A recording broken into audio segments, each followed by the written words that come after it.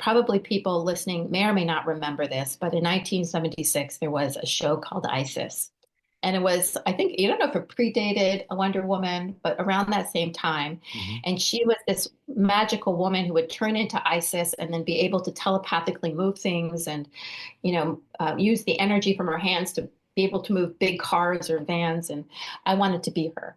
Yeah. So I'm giving this story so that you can see like later on what happened. So I was always interested in medicine woman and this kind of esoteric thing. I used to, count to make myself go to sleep. I used to have to sort of use my breath to help me sleep because I had a different time sleeping because I really just wanted to go home and, to the moon where Yeah. I felt like I belonged.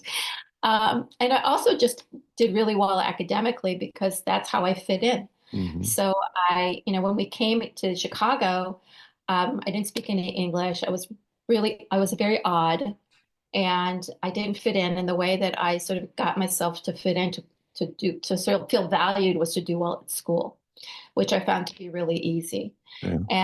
And so we've got a little bit of social anxiety, some awkwardness, but also, academic pursuit. And so that led me to say, okay, I'm going to do a pre-med track in college.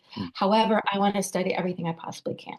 So I was a cultural anthropology major, a fine arts minor, and I was just like, if I'm going to be at this great school, I just want to, I have this insatiable need to learn. So Hmm. that's what I did, and I spent a year in London, and where we didn't work so hard and had a great time going to theater and studying art and all that sort of thing, and I did my pre-med track, of course, along the way.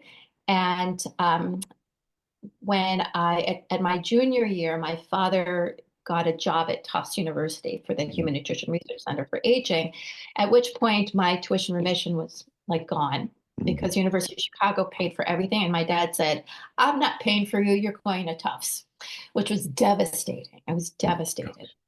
It's my senior year. I'm not going to know anyone. It was horrible. So I had a very devastating senior year. And I tell these stories mostly so people can connect to this notion of being an odd duck, never Hmm. really fitting in and never really feeling like I belonged anywhere.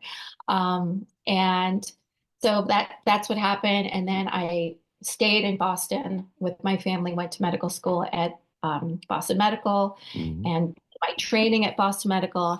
And this is where life starts getting interesting. So I'm all set to be this, highfalutin doctor in intensive care units, saving lives,